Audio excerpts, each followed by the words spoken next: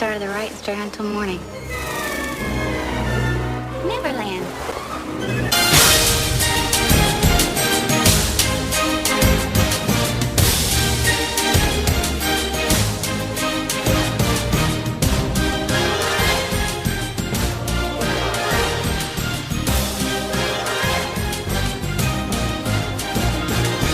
Good morning, Neverland! Earlier today. There we go. New recording started. Okay, cool. There we go. Since you're a PlayStation junkie like myself. Well, I'm not quite a junkie on it yet, because I'm still doing Xbox 360. I need to figure out if there's a way like how you were able to send all of your points you've earned and everything on PlayStation. I think there should be a way I should be able to go on the Xbox website and be able to post that up too and say, yeah, see there, here's where I'd be pretty much the same, because we've played a lot of the same games. I've just played it on a different system. I think there are aggregator websites like my PlayStation quote unquote gamer score. It's just a conversion. Yeah, that's somebody. They pretty much accepted ratios. A bronze is 15, a silver's 30, a gold's 90, and a plat's 180. And they come out very, very close to an Xbox gamer score. Or game score or whatever they call it. There's tons of websites that do it.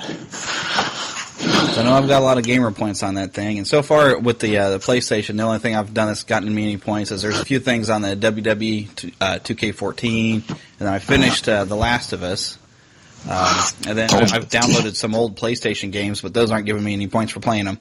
So right now I'm saving up for other things, so like a PlayStation 4, so I can get the Arkham City. I think no, not Arkham City. What is that new one? Arkham Knight that's coming out. That's another Batman game. I have to get it. The Arkham City's free on PlayStation Plus this month. I downloaded it. I haven't played it yet. Oh, it is great. Not really a big comic book kind of guy, but the Batman games were pretty. My father-in-law let me borrow whatever the first one was. Asylum, is that what it was? Arkham Asylum? Yes. It was pretty neat. Yeah, it's pretty cool. And I'm more of a Marvel guy, so but everybody loves Batman. So there's a lot of villains I didn't know about that I learned about just from playing that game. So yeah, I found that Harley Quinn's pretty neat. I don't know anything about her, but she seems pretty cool. Yeah, she was actually a creation for the animated series. Yeah, that she caught on so popularly that they actually started putting her into the comics. There you go. Which is pretty fun. Okay. Anyway. So yeah, I picked up another platinum that nothing terribly exciting, but it's still a platinum. I have no idea what you mean by a platinum. Platinum trophy. If you get all the trophies in a PlayStation game, you get a platinum trophy, which basically means you can't do anymore. Ah. It's kind of like the ultimate goal, I guess, for lack of a better term.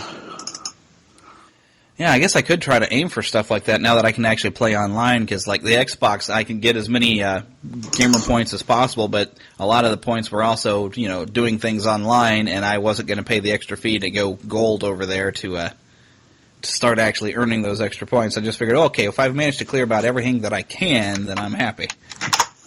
Yeah, I got all the trophies in Lego Lord of the Rings. I still need to get that one. That game is awesome. I love all the Lego. Well, okay, I didn't like the second Lego Indiana Jones, but that's probably the worst one they've made. Yeah, I played the demo and I was like, this seems to be lacking. But all the other Lego ones, I'm still missing the second Harry Potter one. That was awesome too. Yeah, I love the first one. I don't think I've unlocked everything on that one yet, and then I want to get the Marvel one, obviously. Marvel guy. I mean, heck, if you've listened to any of my podcasts, that's where pretty much Disney now owns me, because after they bought Star Wars and Marvel, I'm like, okay, So you are their servant now. Yes, which is why it's like Neverland wasn't meant to be a Disney podcast, but I keep pulling into things that are Disney things because so far I do like a regular news segment where I try to cover entertainment and games, and a lot of the entertainment stuff coming through right now that are kind of, I'm calling it nerd news, but a lot of it is Marvel movies. So I'm like, well, that's actually Disney content. There's Star Wars news coming through, and, well, that's still Disney content.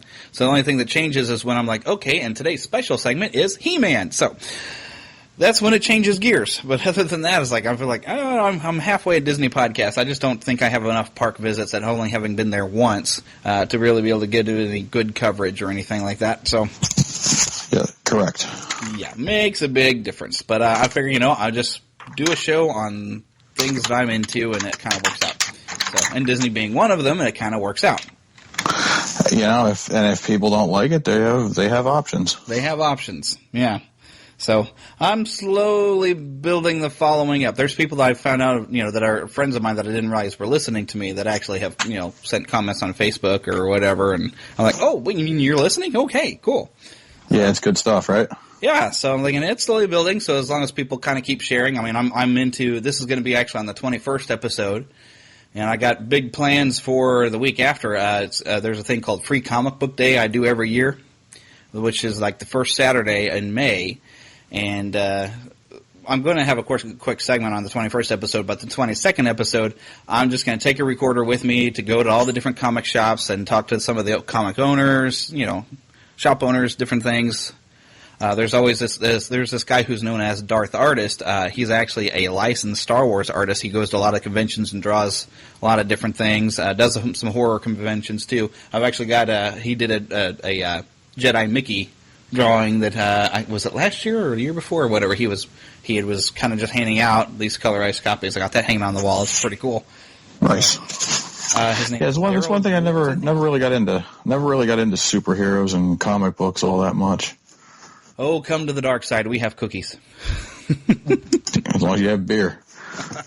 Well, I'm sure there is plenty. I'm not a drinker myself, but I'm sure you'll find plenty. Fair enough.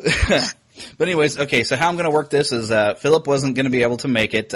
He had just gotten home from, I guess he's been running around all day getting his car fixed and inspected, and he had to buy a suit because he's now serving as interim pastor in the church where I grew up, and so nice. He's working his tail feathers off. It's been a heck of a mess since his father was the pastor there, and since he passed away, they've had a hard time actually getting a solid pastor that didn't have something that was going really wrong. So they actually had to fire the last guy, which actually was a family friend. And so they called him to fill in as an interim until they find another pastor. And I told him, look, you were called to be able to preach. I wouldn't be surprised if they don't call you to step up and lead this church. He's very capable. So, what's your denomination? Well, I don't know if we're still considered like Southern Baptist and everything, because you got the Southern Baptist Convention, but there's been like split offs, and I think we're still considered Southern Baptist. Okay, I think there's the American Baptist that jumped off, and yeah, I'm Methodist. Yeah, but that's okay. We'll forgive you for being Methodist. As long as you're not Westboro Baptist. Oh no, Westboro is not actually a Baptist church. They use that name. They're out of their minds. They are out of their minds. They're more of a cult and a bunch of lawyers. Actually, it's a lawyer-run thing. They want someone to attack them, so they have an excuse to sue them. Yep. They frequently show up around the area though, because they're just right over next door in Kansas. I'm here in Kansas City, which yes, Kansas City is in Missouri. It's confusing, yes, but we're here in Missouri. Unless you're in the Kansas City in Kansas. Yeah, but there's not that much of it over there. Most of once you get into Kansas, you'll hit over and there's like Overland Park, Lenexa, and Leawood and everything.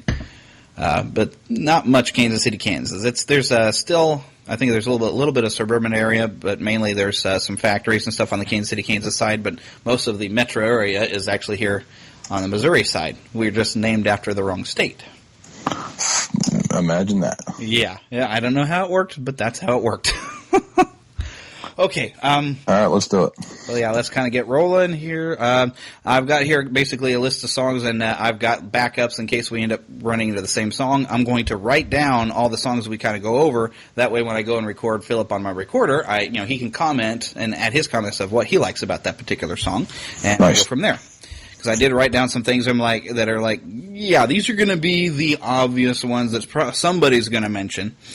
So I did write down, so I'm considering the honorable mentions. If you ever, hear on Lou Angelo's show, frequently having honorable mentions because, there's stuff that's going to be, everybody's going to say it, but everybody's going to dodge it to try to get some new content. And of course. That's what I was aiming for. Okay. But the thing's already actually recording, so I'm just going to throw into a nice intro.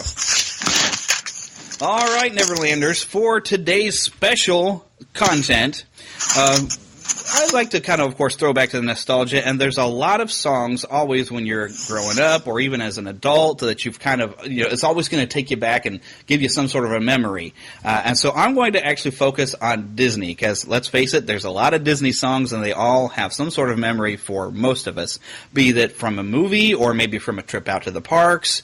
Or, this could even be, something, maybe you heard it on Radio Disney. I personally don't listen to Radio Disney, but I'm sure plenty of people do. You won't expect to hear me giving it on my list. But we are here with Tim Devine of themagicandpixels.com. Say hello.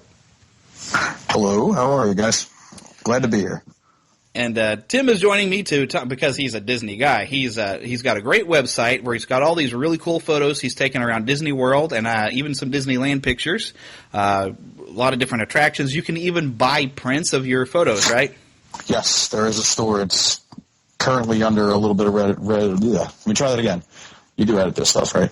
Well, a little bit. The editor I use is a music-based thing, so it wants to do everything by measures, so I can't be perfectly precise, but...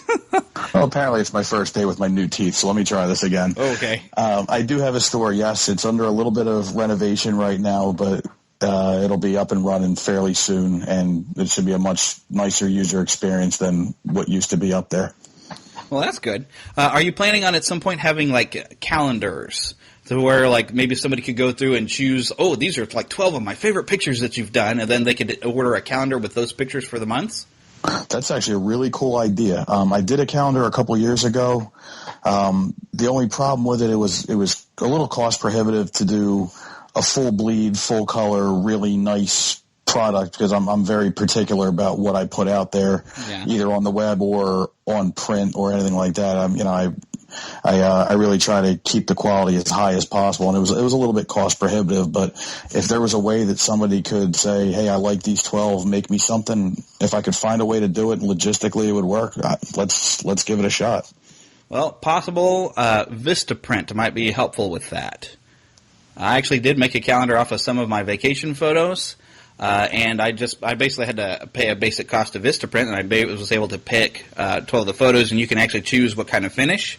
And so you could actually charge the amount of what it's going to cost for Vistaprint to make it, and then add on however much you want to make as profit and as shipping. You might be able to get something to work out there, because they actually did a pretty good job. Yeah, Vistaprint does have pretty nice materials. I've used them before for a lot of my promotional type stuff, so if there's a way to make it work logistically, then I'll never say no. Yeah. I wouldn't recommend their T-shirt printing, though. It fades really fast. That it does. Yeah. So I'm going to look for a different one because I need to get actually T-shirts for Neverland here because I do plan on doing some special events, and I want people to be able to find me when I'm at the special event. So. Well, if you plan on driving to New Jersey, I'd be happy to recommend the company that I use, except that might be a little bit of a drive for you. Yes, it would. If I was going to drive that far east, I would end up going south into Florida and go back to Disney World again. Disney World, New Jersey. I mean, that's a coin toss, isn't it? I don't know. I've never been to Jersey. I've been to New York, but I've never been to Jersey. So, well, do yourself the favor. Just skip it. Okay. I'm on the first plane out of town when I get a chance. Well, as long as you're not near too many of those Jersey Shore style people that, them. They do not represent New Jersey. Thank goodness. And most of them aren't even from New Jersey. They're from New York. That's about as fraudulent as it gets. But we get painted with that brush, and it's just a treasure to have to live down. Yeah, I'm pretty sure because I would hate to have to say, oh, look, these people are supposed to be New Jersey people. No, we don't want to claim them. Yeah, you heard it on this podcast first, folks. The situation does not represent New Jersey. Yeah, I'm glad for that because that was frightening. Yes, I got dumber every minute I watched that show, and after about 3 minutes, I had to turn it off because my brain was ready to implode. I think the most I saw of it was when Snooki was at WrestleMania, and I don't know why they had her at WrestleMania, but she was at WrestleMania. I'm like, okay, I'm going to go hit the restroom until her match is over with. I'm not really sure why she shows up at anything.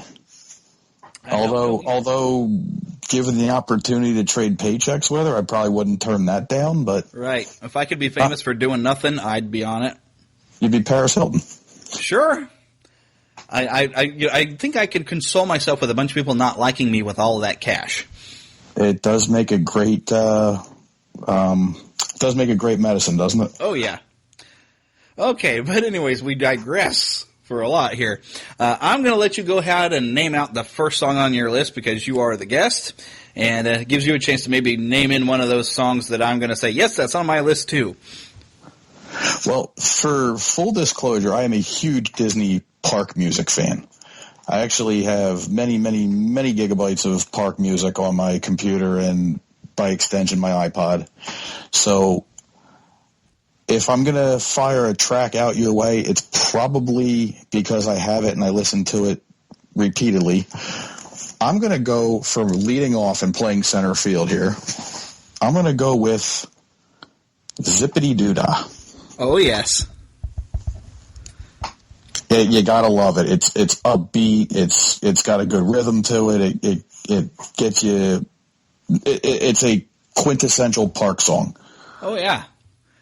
And heck, I remember as rare as that film is from, I remember as a little kid actually seeing just that clip. Is the only thing I remember of Song of the South when I was a little kid is him coming out singing Zippity Doo Dah with the birds coming out, and then actually the school system that I came out of here, the North Kansas City School District, we actually used to do a Song of the Month. And there was one month that Zippity Doo Dah was our Song of the Month. So we got to learn it and sing it every day in music class. It was great. Yeah, it's pretty cool. Roll with it, man. Oh, yeah. And I think I do have a clip to be able to play right here, too, so that'll work. Let's do it. If you mention a song I don't have a clip of, I'm going to have to track it down. I could probably send it to you if you need it. Yep, this one I actually have and it will be coming up in a future episode. I actually did find a tape in a thrift store that has the entire story, all the Brer Rabbit stories from Song of the South, with all the songs. Really cool. Wow, that is really cool. I really wish Disney would come to their senses and, with the appropriate historical context, release Song of the South. Yep. Put some bonus material on there. Package it with some bonus material, presenting it in the context that it's supposed to be in, and get it out there. They would make a fortune off of that. Oh, yeah. If you can go to the store and buy Blazing Saddles, why can't you get Song of the South? Exactly. Well, there are ways to get it if you know to go to the right pirate location on the internet. And I may or may not have it. I have a DVD of it that I've just happened to have, appropriated. And it's actually a really good movie. It is. It's got a cute story to it. It's got a moral and a message to it. Mm-hmm. And Uncle Remus is an awesome character that nobody even knows about. Yeah, and he's brilliantly portrayed in that movie by that guy. And if I'm name later, if I'm not mistaken, was he not one of the first black actors, if not the first, to win an Oscar? Yes, Walt himself actually pushed for that as well, saying, "Hey, you guys got to, I know this is kind of irregular, but you guys got to check this guy out." And he really kind of leaned forward to push that, to say, "Hey, you got to check his performance; he's really good." And he was so impressed. Although Walt was not big into doing sequels, he did want to use that actor again and maybe find some more Uncle Remus stories to maybe put out as some shorts. Apparently, you're looking for James Baskett, by the way. James Baskett. Okay. All right, but moving on to our next one. Now, I kind of did like a mixed bag on how I wanted to go with this, because there's more than one song in this movie that really always kind of gets me, and one of them's kind of more park-related. But the main song, okay, every year there was like a tradition on, at least on network television, back in the days when all you had was a click, by turning a knob, and you could watch maybe 5 total stations on the entire television. Every year, there was something you could count on. You would always be able to find The Wizard of Oz at one specific holiday every year, and also Dumbo. Dumbo was on every year, and I even had a little read-along book of Dumbo, and I can't help it. I hear Baby Mine, and manhood goes right out the window. You're just going to, okay, I'm not going to cry, not this time. I'm going to hold it together. And my wife even, she really bugs her because she likes, I can't think of the guy's name now. Michael Crawford. On one of the DVD releases of Dumbo, I have two versions of Dumbo. I've got a DVD release from a previous anniversary and then a more recent Blu-ray release. But on the old DVD release, they actually had Michael Crawford singing Baby Mine as a special feature based from an album of Disney songs apparently he released. And even with him doing it, it's just, you get the vapors. The first time that song really hit me was the first time we went to Disneyland and saw Magical. And it was, and the reason I say it is because I was a fairly new father. The song really had no emotional impact on me at all up to that point. And then all of a sudden it was like, well, bam, manhood on the ground. Mm-hmm. Absolutely. I'm with you on that one. Good call. Oh, yeah. See, the other alternative was I have noticed whenever I hear the audio from a park of the Casey Jr. ride, it kind of brings back some of those memories when I hear the Casey Jr. song. But of the two, picking something from Dumbo, I had to go Baby Mine. Good call. The Casey Jr. is a better ride than Dumbo, but probably is. I haven't ridden either one of them, unfortunately. Oh, man. I'm one of these rare Walt Disney World fans that would go to Disneyland every chance I got. I love that place. That's on my list. Because I've been to Walt Disney World. My wife has never been to Walt Disney World, but I've never been over to Disneyland.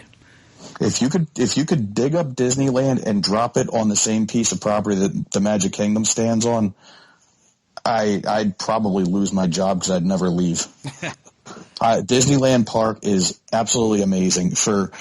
It's exactly the same and completely different at the same time.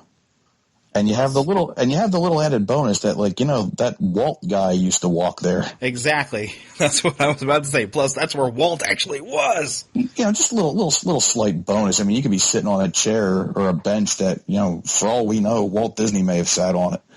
And you can feel his vibe when you walk in the place. It's really weird. If you have to kind of be a Kool-Aid drinker to feel it, but I'm a Kool-Aid drinker, and when I walk in there, the spirit of Walt is there. You can feel it. Oh, yeah, I'm going to get out there eventually. You got to do it, brother. I would love, actually, we have a local theme park here in Kansas City that there's always this rumor that flies around that Worlds of Fun is eventually going to be bought by Disney and turned into a Disney park. I would love for that to happen, but that rumor has flown around for so many years, and right now it's in the ownership of, Cedar Fair or Cedar Point, whatever they call themselves, and they put all their money out into Knott's Berry Farm on the coast and really let our park actually fall to pieces. It used to be owned by Hunt Midwest. It was also Leomar Hunt, owner of the Chiefs. And so there was money being put in. It was a great park growing up, but it's just really fallen because these owners are more concerned about competing with Disney, and right here in the Midwest, they don't really have that competition. So they kind of so-so. Yeah, but you have Andy Reid now, so there you go. Well, actually, he was an improvement. We'll take him over, you know. But yeah, the Chiefs are even under different ownership now. I miss kind of the Hunt family and company and everything. But it would be awesome. Now I've heard Marceline at one point was going to have a park built, but Walt passed away before he actually got things approved to be able to move forward. But if you ever travel into Marceline, Missouri, they have this thing, Toon Fest, which I will be going to and recording for the show. There were plans I saw in the museum there that they do want to try to build some semblance of an expanded Main Street, because you can find the real Main Street that Walt, was kind of basing Main Street off of there. But it seems I don't know what all the details of the project, but it almost seems like they want to try to build a park themselves or something. I would love it. They would give an excuse. It's only about a 3-hour drive. I could make that frequently. I think that would be a neat little venture. Just something to do, just to say you did it. Yeah. Even if they don't build up Marceline, if they just build a little small tribute to them, I'd go check it out just to cross it off the bucket list. I'm more of a fan of Walt and his parks than I am even the movies, if that makes any sense. I mean, I'm sure that's a sacrilege to the Disney diehards, but no, I think you're not alone. I'm pretty sure Paul Berry's that way too. Paul Berry's a very good buddy of mine, and I don't get to see him as often as I like, but he's a great guy, and I'm proud to consider him a friend. Yeah, he seems like a really good guy. I haven't gotten a chance to meet him yet, but I'm figuring, if I ever get to Disneyland, I'm going to make sure I try to get to that Trader Sam's meet he does. Paul's a cool dude, and the funny thing is, if you're talking to him over a beer or you're listening to his podcast, the voice is exactly the same. Even that slow way to talk.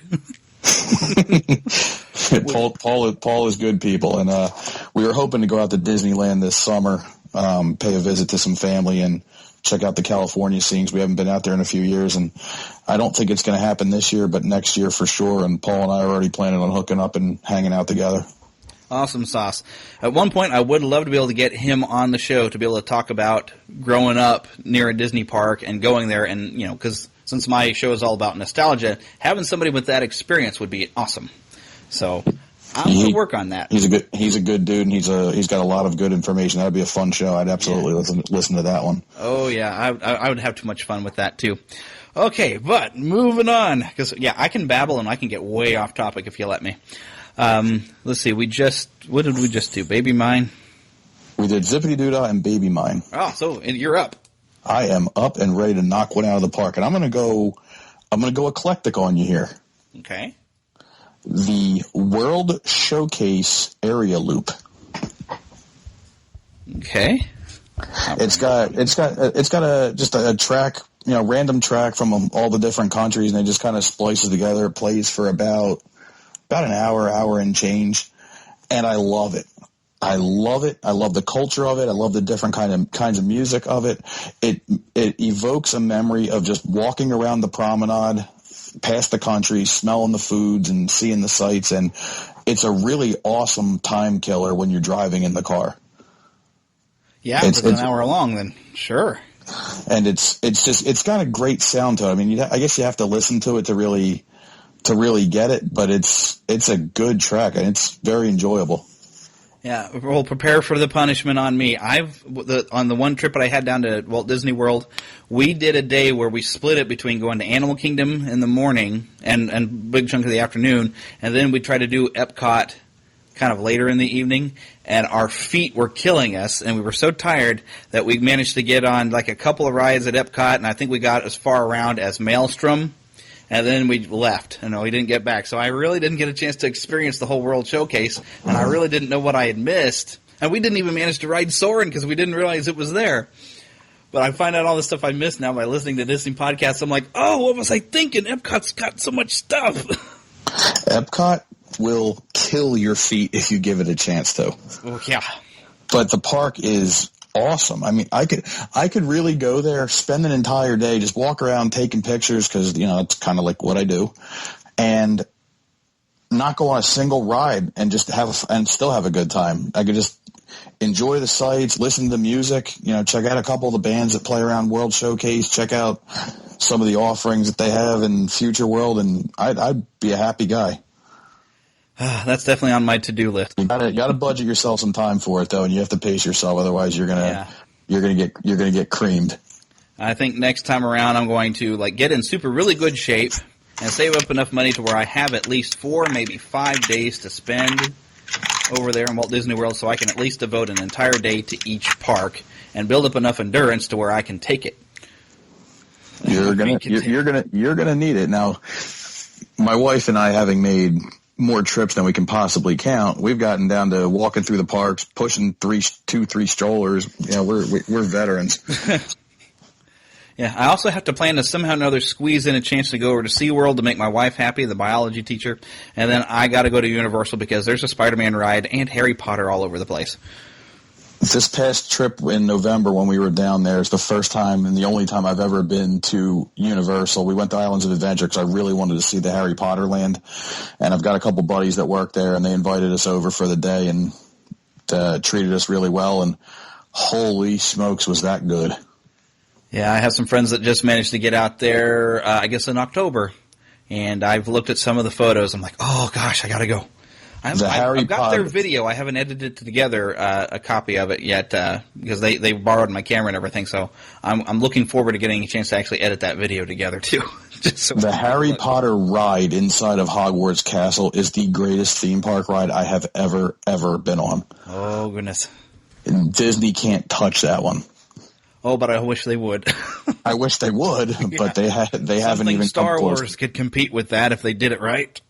Well, I like to and I'm sure I'm not the only one who's ever said this, but the Harry Potter ride, it's like a mashup of Soarin' meets Peter Pan meets Sum of All Thrills, if that makes any sense. I'm sure it does. And it is just so awesome. I couldn't believe how good it was, and Universal's laid down the gauntlet now. I mean, they've put the chips on the table and said, beat this. Yeah, they have. It's now a park that I definitely have to make sure I visit at some point in my life as well. One of these days, I'm going to be rich. and I'm a Disney guy saying this is how just wonderful that attraction is. It's, oh my gosh. And you could, heck, the queue line alone, you're walking through Hogwarts Castle. It's a fully fleshed out castle with, you go past Dumbledore's office and the paintings are talking to each other and the safety spiel's rattled off to you by an animatronic sorting hat. And, oh man, my hidden Harry Potter geek came out on full display on that one. I would probably be worse being me. I don't mind geeking out on over everything. If in case you can't tell, I really liked it. The nice thing is here at the Neverland podcast, you can talk about it all you want. Nice.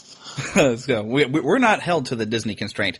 Okay, but trying to keep us moving, because you're like me, you just love talking about stuff you get into. All right, now, probably I have to refer to this. Okay, now, of course, growing up, I'm still going to refer to movies. I've got more experience with movies than I do parks. But, growing up, I had seen, a few of the classic films, of the Disney films. I really loved them, loved Mary Poppins. But I think the one that really was that turning point that started really turning me into a Disney geek was The Little Mermaid. Well, the 90s revolution kind of began.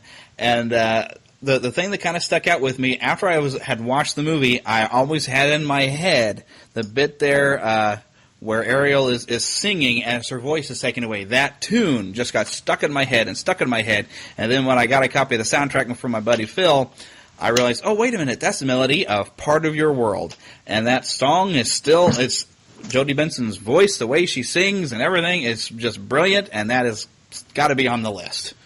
Good call. That for me was it was like a turning point song of oh my gosh, this is the kind of stuff I've got to watch all the time. So, now, some of the 90s films not so great, but most of them were just brilliant.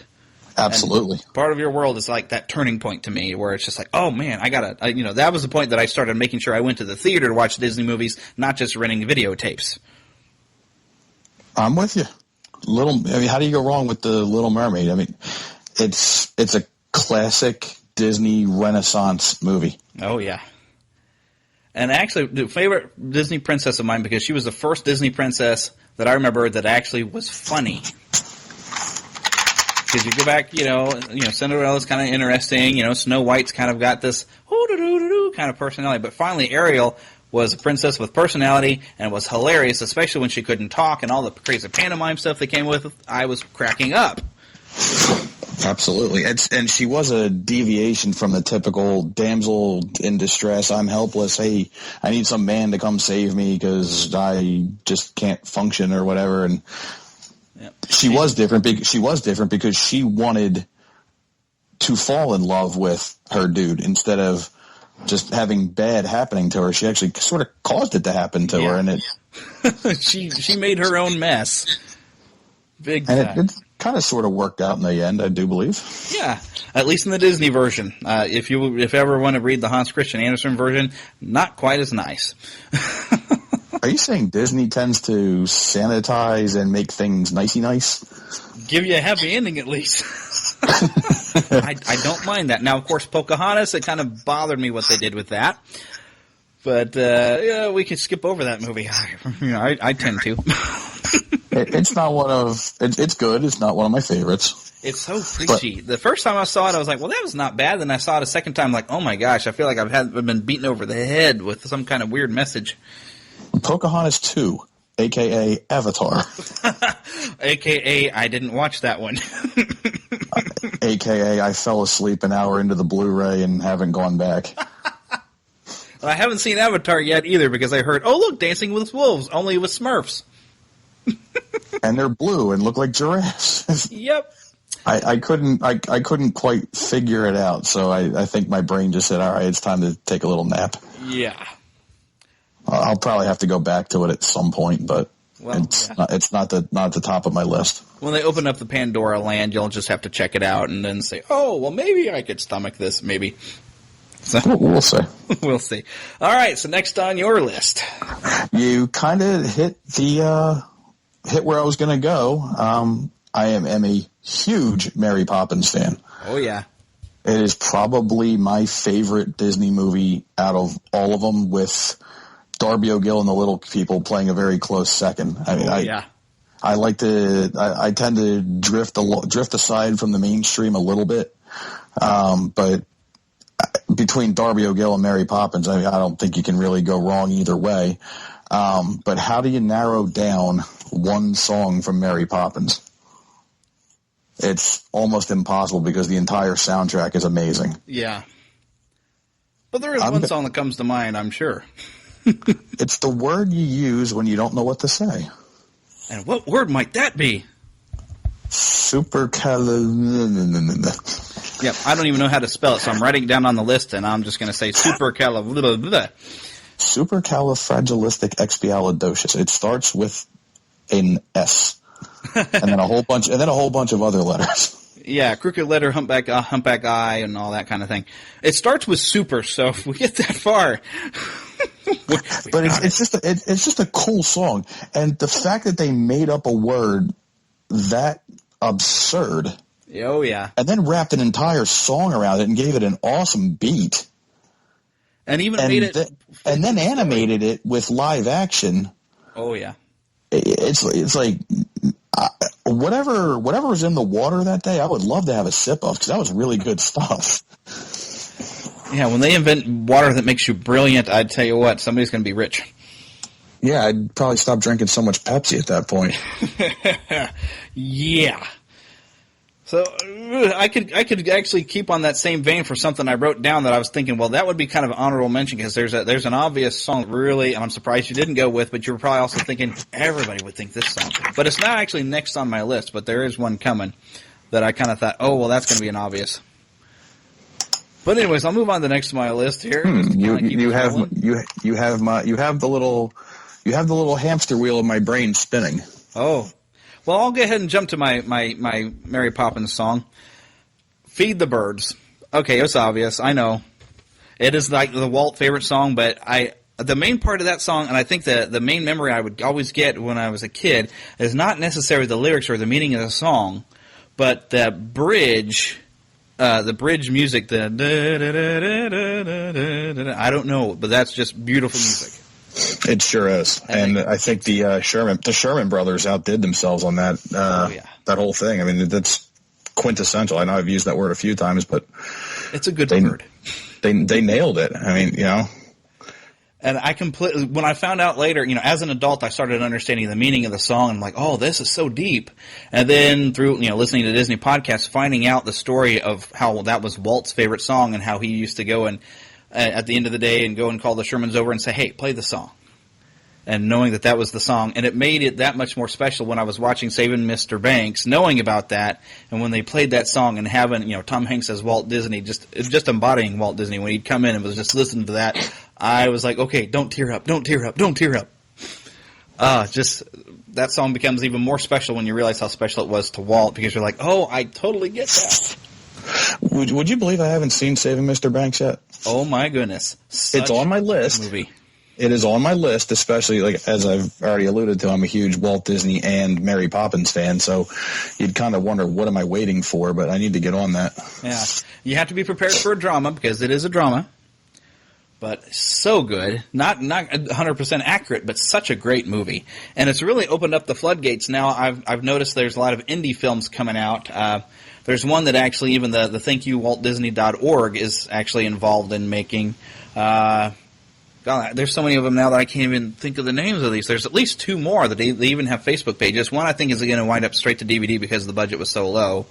There's another one that actually has, I can't think of his name, Napoleon Dynamite, for a lack of better terms. He is actually playing Roy Disney in a book that's based off of a biography called Walt Before Mickey, which deals with all of his years here in Kansas City. Now, it's being currently filmed in Florida, and they're building things to kind of look like Kansas City, but I'm, of course, was saying, look, Kansas City's right here. Why don't you come film it here where it actually happened? So I'm excited about that one, and I cannot think of the name of the other film that actually their Facebook page that says that their DVD is ready. You can pre-order it right now. But it's like now that it's like they've opened the gates to say, oh, it's okay to portray Walt in a movie, so, now we can do it. Fair enough. I look forward to seeing it. I'd actually like to read some of the books, that these are based off of, because, I learning so much more about Walt's history, being, that I've every year now for the past 4 years now, I've made the trip to Marceline where they do Toon Fest, and they have this great hometown museum where you get to learn, a little bit about the town, but a lot about the Disney family. Oh my gosh. It's the same museum pretty much every year with a few additions, but I still got to go through it every year, and I sit and they show the documentary, The Man, the Myth, the Legend, or whatever, something like that. Oh yeah, Walt, the Man Behind the Myth. Yes, that one. I have the DVD of it, and oh my gosh, was that well done. It was very enjoyable. I want to get a copy of that, but I've never found one. I will one day. Amazon is your friend. Not in Missouri they aren't, but that's a whole other issue. They have issues with our internet tax law that got passed, and so they actually cut off all of us, like me, who was an affiliate with Amazon, which is why on NeverlandPodcast.com you will not find any Amazon selling links because they shut it off and they won't let me sell any of their products. So I figure if you won't let me sell because you're mad at my state, I will not purchase any items from you either. Fair enough. But if you really why are they feel taking it out on us? But if you absolutely feel the need to buy something from Amazon, you can always go to themagicandpixels.com because I do have one of those. Well, there you go. I actually bought that movie on Main Street USA in Walt Disney World a couple years ago. Oh, wow. Probably more than a couple years ago, but it just kind of called out to me, and I know the prices are way inflated, and I probably could have gotten it cheaper, but I wanted it right then and there. And I wanted to go back to the hotel room that night and watch it, and I couldn't believe how good it was. It was amazing. Oh, yeah. Especially, I love that it's hosted by Dick Van Dyke. I just love that guy. He's a pretty talented guy. Oh, yeah. I will probably cry when he actually passes away. Sort of like it would be a loss for the world. Oh, yeah. I can imagine you being a little upset about Stan Lee. Oh, yeah. He's almost been like a father to my childhood. He is like the Walt Disney of comic books. So, but since you and I are both major video game geeks, have you played Lego Marvel Superheroes yet? I played the demo. It's awesome. I need to get it. Have you seen all the did they have a Stan Lee cameo in the demo? Trying to think. I only went through the thing once. Well, without completely ruining for you, I do believe there's a Stan Lee hidden in almost every level as one of the findable objects. Oh, please tell me he's playable. My kid's been playing it. I haven't gotten to it yet because I've been playing all the other Lego games, but it's on my to-do list once I find any time at all. Yeah, I understand. You work in law enforcement. My stepbrother's in law enforcement. There is no time. Working the job, running the website, being a daddy and a husband and a baseball coach and all that good stuff. And yeah, time is very finite. I learn that more and more every year. Oh yeah. But back to the music. All right. Back to the music. Next on your list. Oh man, it's such a hard list because there's so many good songs. Oh yeah. I had to think about it for a week before I made my list. So. Well, thanks for the 10 minutes of heads up. I appreciate it. I am gonna go, and I'm gonna give a tip of the hat to Disney's California Adventure and my buddy Paul Barry. Hi, Paul. Hi, Paul. Love you, buddy. I don't think he listens to me though, unfortunately.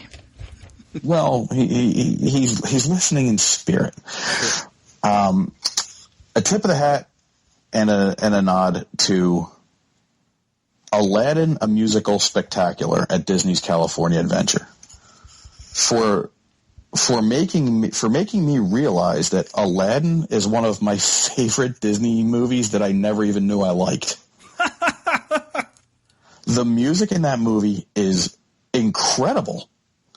From Friend Like Me to the Prince Ali song to A Whole New World, they're just song after song. They're great. Yeah. If I had to pick one, and I only get to pick one, Yep. I'm going Friend Like Me. Oh, yeah. Because Robin Williams just he hit it into the upper deck on that one. Yeah, I didn't even know he could sing until that song. It was pretty darn good. Oh, yeah. And I really don't even think it doesn't even need any explaining or any justification. It's just an awesome song. Yeah, and it's toe tapping good, and it'll make you laugh while you're watching it. So it's like the first time you see the movie, you can't follow it because you're too busy kind of laughing at some of the antics and some of the things they've animated. That it's not till like the 10th time that you watch it, you're able to just sit down and listen to the song and say, "This is just a cool song." Absolutely. And when you get to California Adventure, if you've never seen Aladdin a musical spectacular in DCA, you absolutely have to see it. It is the best Disney live-action stage show in any park, hands down. I challenge you and defy you to argue with me on it. I'm adding it to the list of must-do. It is awesome. It's about 40 minutes, give or take. The Friend Like Me sequence is Broadway on steroids. I can't believe they had all that equipment and theming and, stage material ready to go that quick, and it's just really, really good. And the genie has about 3 or 4 parts where he gets to ad-lib, and some of his cracks are current and topical. Cool. It's the same general spiel, it's the same joke, but he can ad-lib in, he'll ad-lib in a Kim Kardashian joke, or he'll ad-lib in a Lindsay Lohan, or whoever the Hollywood flunky du jour is. And there's like I said, there's 3 or 4 different spots that they work it in, and it's literally split your sides funny because you don't know it's coming. I wonder how much of that'll be integrated because they've developed a full Broadway version of Aladdin. I don't know when it's supposed to open. Or it might already be open as far as I know, but I kind of wonder how much they were able to integrate in from that stage version when they can actually stretch it out and spend more time on it and maybe even develop some of the characters a little more. Yeah, I got to get to New York City one of these years and see some of these shows. I'm only about 2 hours away. My wife's from New York City. My father-in-law lives very, very close to New York City. I really don't have an excuse other than I just haven't gone because between Aladdin and Mary Poppins, I'd love to see them both. Yeah. The Lion King, I could have taken her left. I'm not the biggest Lion King fan in the world, but Aladdin and Mary Poppins they would have me at hello. Yeah, those are 2 that I haven't seen. The one, and actually, good transition here. The one of the Broadway musicals that I did manage to see, and I've seen it, I think 3 different times now. Once actually at we call it Starlight Theater here in Kansas City. They basically do Broadway-style shows over the summer in an outdoor theater. Then I've seen a homeschool group perform this, and then I've also seen it done in like a theater in the park thing. We're just here in Gladstone. I'm in a suburb of Kansas City where they've performed it. And actually, the homeschool group did better than the Gladstone area, but it's Beauty and the Beast. Fantastically translated onto Broadway, and there's actually a song in here that was not in the movie that I really wish when they did the re-release there and they added in the new song Human Again in there, I really wish they would have had this song in there because it really fleshes out the character of the Beast. It's a song called If I Can't Love Her. And it's got even a reprise in there, but it fleshes out, you've got some single lines in the film where they're talking about him falling into a kind of a depression and despair over the years. But this is a song that kind of, it happens right after he's chased Belle out of the West Wing. And he's just like, in the regret of, oh, what did I just do? He just kind of goes into this depression. It's this really great song. It's like, basically it's kind of like I'm dooming myself if I can't learn how to love her. And if I can't learn to love her, just let the world be done with me. So it's like the suicidal kind of song. And it kind of really sets it off as kind of the finale of the well, I don't know if you would call it, end of second act or whatever. But it's right before the intermission. So then you get this intermission and it comes back, of course, with the wolf chase. And then, of course, later with the reprise, after he's let Belle go, they reprise this song and it's If She Can't Love Me. And it kind of turns around, but it is still back to that despair of like, well, I've learned how to love now, but I have to win her love back. Apparently I didn't because she's so willing to leave, and she probably will never come back again. But it's just this great song, and I don't know if you've ever seen the Broadway version of Beauty and the Beast. I have not, but now you got me. You have another one on my list now that I need to go take care of. So now I need even more time and a couple more bucks, but I got to start knocking some of these things out, man. Yeah, because I think it's only strictly touring now, but you might even find a local high school doing it. There was a high school here in the area that did it a couple years ago, but I didn't get a chance to get out there to see it. So, I don't know that the high school could do it with the quality of the Broadway style cast, but it's such a good show, and that is pretty much like nearly my all-time favorite Disney movie is Beauty and the Beast. That was brilliant. I mean, as much as Silence of the Lamb was intriguing, I really think Beauty and the Beast should have won Best Picture that year. But, I'm not on the Academy, so who do I know?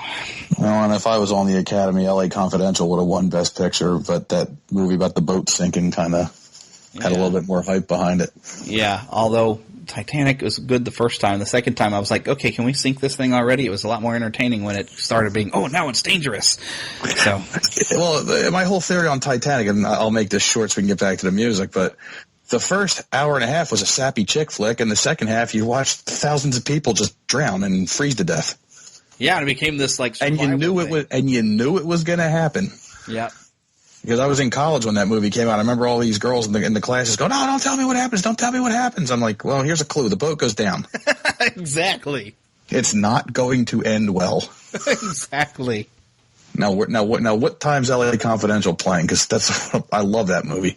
I don't believe I've seen that. Oh my gosh! If you like good detective dramas, and it's a period piece. It's got the noir thing going on. It's got an incredible ensemble cast with Russell Crowe and Danny DeVito and James Cromwell, Kim Basinger, Guy Pearce. You name it, they're all in it, and it's just Kevin Spacey. That's an awesome movie. How did I miss this? I don't know. I don't know either, because that does sound cool. It's awesome. I mean, it's like a 2.5-hour movie that blows by. It's really, really good. Good cast, at least. Wow. Yeah, man, you ain't kidding. All right, well, moving on. What is your next on your list? I'm going to go back to Epcot again. Of course. And I'm going to go with the Illuminations Fireworks Spectacular. Oh, yes, I've heard that. Whew. But I'm going to plus it. And I'm going to put the holiday tag on the end of it. From around Thanksgiving-ish through New Year's, they add an extra 3.5 to 4 minute musical tag on the end of it. Narrated by Walter Cronkite. Wow. Sung to the tune of Let There Be Peace on Earth. And I think the finale, they blow off more fireworks in the couple-second finale than they do in almost the entire show up to that point, to the point where the ground actually shakes. Wow. And the Let There Be Peace on Earth has like a choir-type sound to it, and it definitely has an emotional kick to it. Part of the reason I love it so much is I like Illuminations. It's one of my favorite fireworks shows. I like it more than the Magic Kingdom fireworks. But the Let There Be Peace on Earth, that was my grandmother's favorite song. And she's been gone for 13 years and change now. And it's a couple-minute reminder that she's still here with us in spirit. There is a bigger picture out there. And it's an optimistic, hopeful song that the world can become a better place. And then they just almost knock you down with the fireworks at the very end. So I mean, if you take the whole thing as a package, it's hard to not love it. All right, adding that to my to-do list. Because I've always wanted to go and check out the place around Christmas anyway. I'm thinking, okay, and I did not know that Illuminations was this big thing when I was down there. There's so much. If I'd have known then, back in 2009, when I went, uh-oh, internet connection problem, hold on, they're trying to fix it. Uh-oh.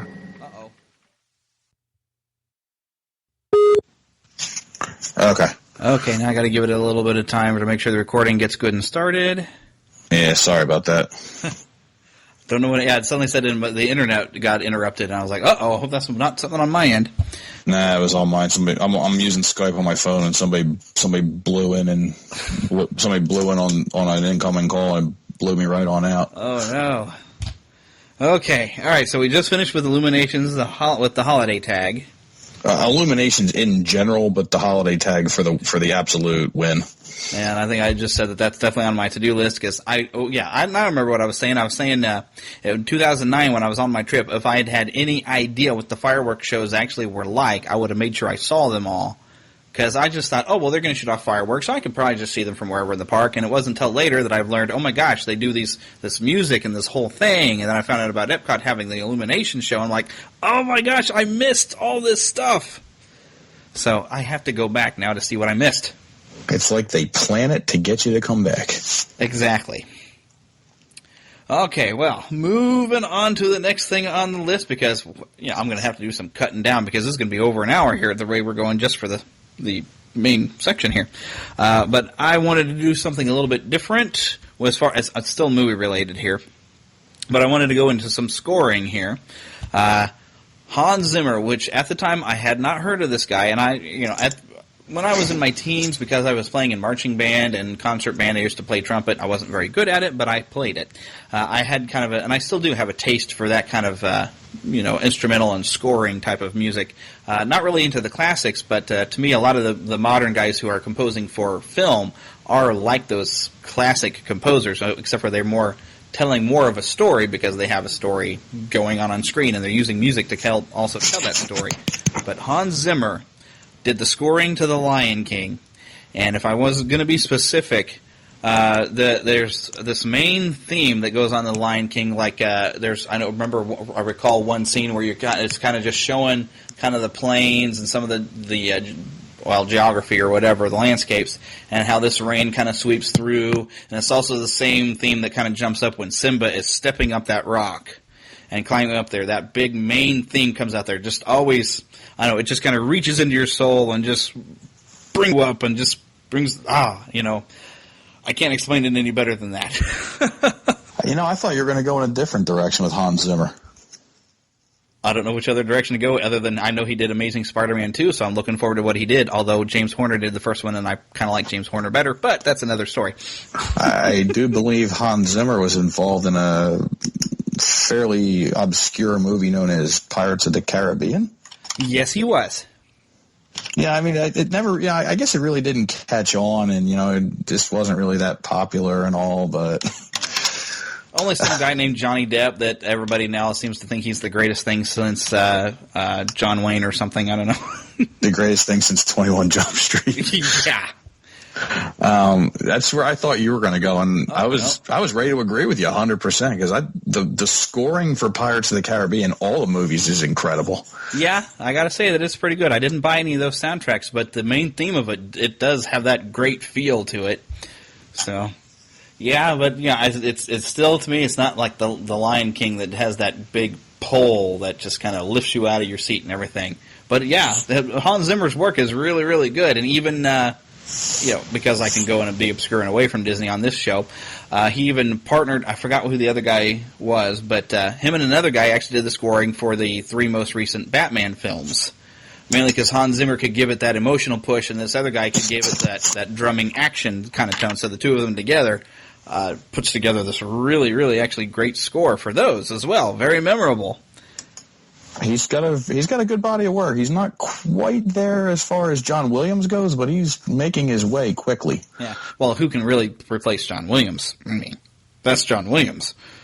Yeah, John Williams is the litmus test for composing theatrical scores. There's, oh my gosh, that could be a show in and of itself right there. And it probably will be at one point.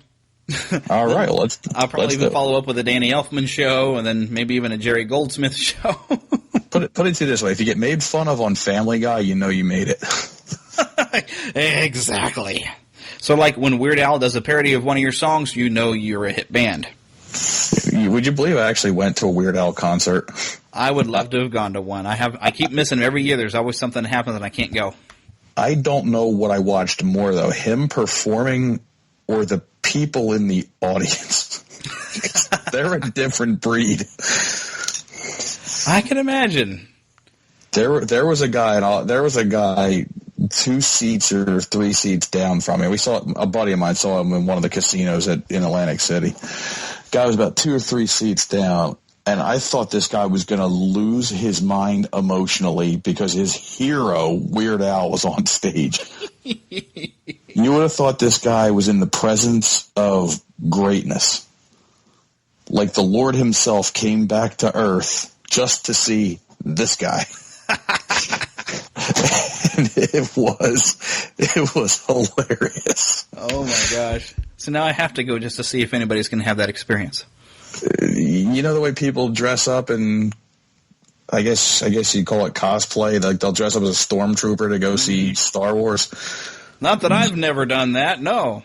This guy was Barney Rubble with the Flintstones movie. Okay. It hadn't been my idea originally, but it was my buddy Phil's idea. He was dressed as Fred Flintstone. I was dressed as Barney Rubble. I think it was his aunt had made these costumes for us. We thought, you know what, this will be fun. Let's do it. So did you have Betty and Wilma with you? Unfortunately, no. Kind of funny when you dress as Fred and Barney. It's hard to get a couple of girls to go along with you. I didn't want to say it, but. I can't imagine that's I can't imagine dressing up like Fred Flintstone is really really the best way to get girls, but yeah, it didn't really get us any girls, and I was kind of in between girlfriends at the time. I think let's see, maybe it was a month before I had actually just been dumped, and I was actually after I realized I'd been dumped by her, I was actually rather glad I was dumped by the girl because that was my junior year in high school. So. Now, if you would have went as, say, maybe George Jetson, I mean, maybe you would have got somewhere. Oh, of course. All the ladies digging the future guy. There you go. He could fold his car up and stick it in his pocket. Yep, exactly. If I could do that, I would be James Bond, and that would be it. And then you probably wouldn't have a problem. Yeah, not a problem. I'm going to go out on a limb on that one. Yeah.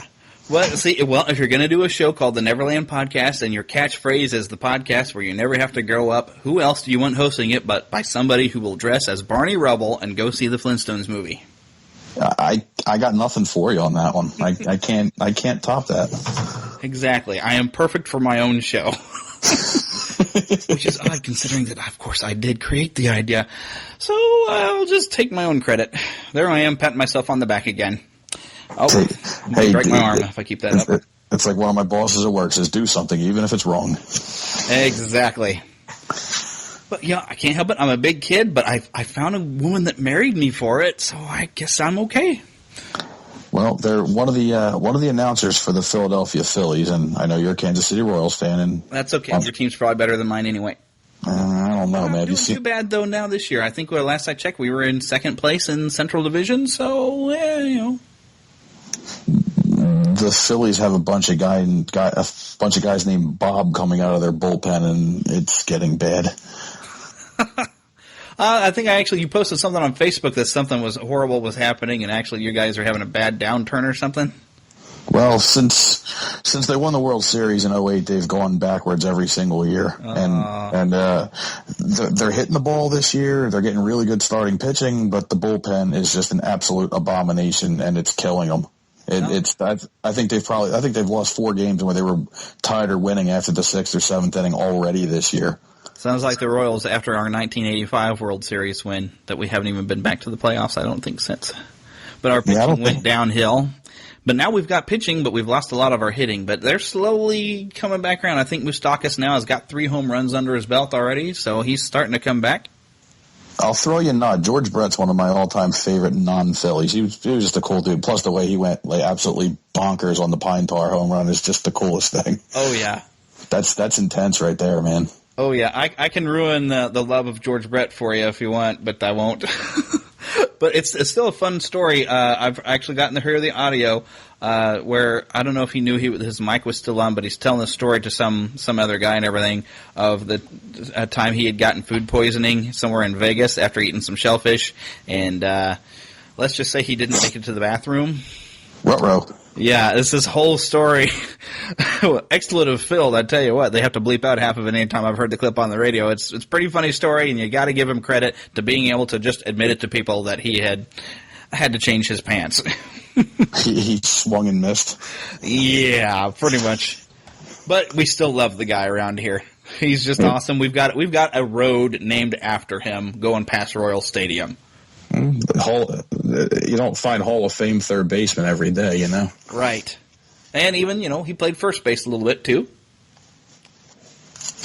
Batted 390 one year. Mm-hmm. Heck, I remember even when I was on a rotational softball league, every time you'd show up, you'd just get the number in the order that you arrived to play, and then that number was also your batting order for that day. But at the end of the season, they just let us, okay, well, take home whatever. They were kind of like vests that we had for our for the thing. And I said, well, I'll take whichever one home for a souvenir that you played on this team, and I made sure I grabbed that number 5. There you go. And I wish I still had the thing, but, after a while it gets where it doesn't fit anymore, so you can't just wear it around saying, yes, all right, I played softball, and we lost all but 2 games, and the 2 games we won were against the same team that apparently was worse than we were. Woohoo! It's always good to have a goal. Yeah. All right, so what do you think? Team, but that's okay. I've never been much of an athlete, but it's fun to watch. It's fun to play. Even if we're going to lose, at least I was playing. There you go. Yeah, Okay. I still play 35 and up men's league baseball. I played through college and everything like that. I still have fun with it. It's pretty much the one thing that I do outside of the house when I'm off. You give me a bat and a ball, I'm a happy guy. I don't know if I can catch anymore. It's been so long. What do you think? One more song? I've got a list. We've done 5 on each side. I've even got some honorable mention things. But sure, throw another song out here. What the heck? All righty, let me pick just one.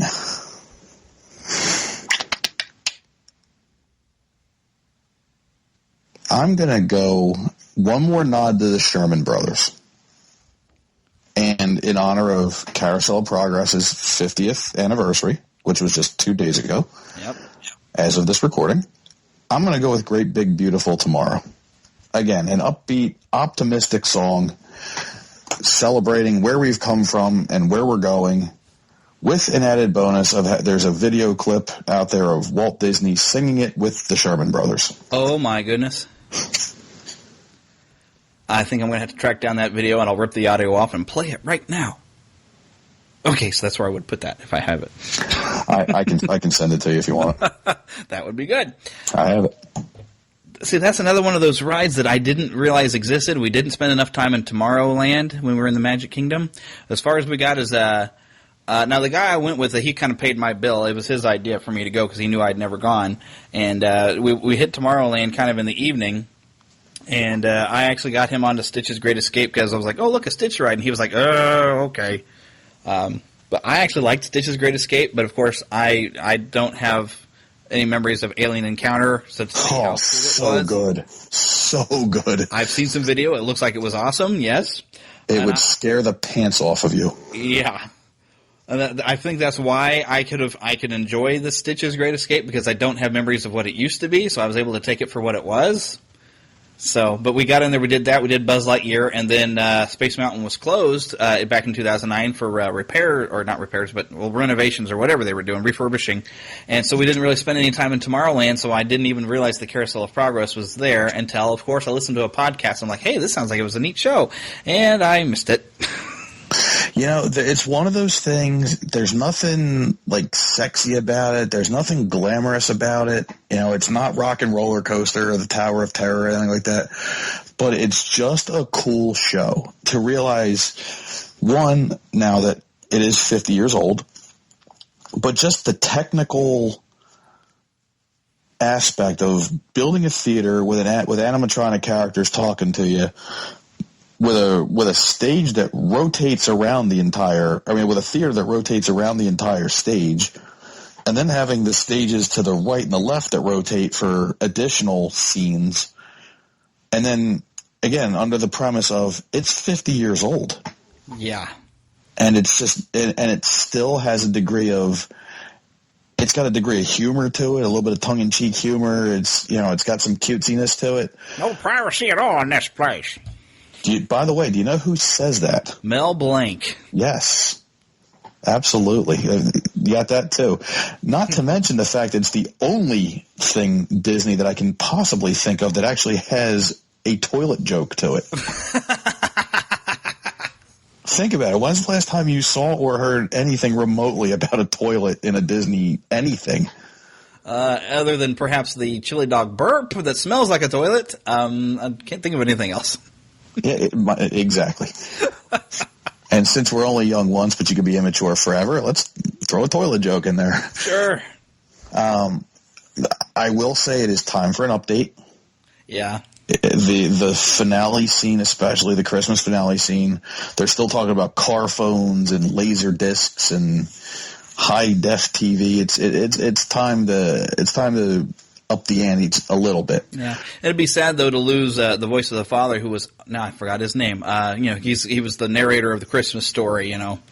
Rex Allen. Yeah, it'll be so sad to lose him, having done it. It's like, yeah, because if we have to do a new future, then we have to replace the voice, and then that means that we have to replace the whole thing, and it'll be so sad to watch it go. Well, are you talking about the narrator in the current iteration or the classic one, the original? Apparently it's the current one. That's the voice of the father is the same guy who was, and actually was the writer and was the narrator for the Christmas Story, for A Christmas Story, I mean.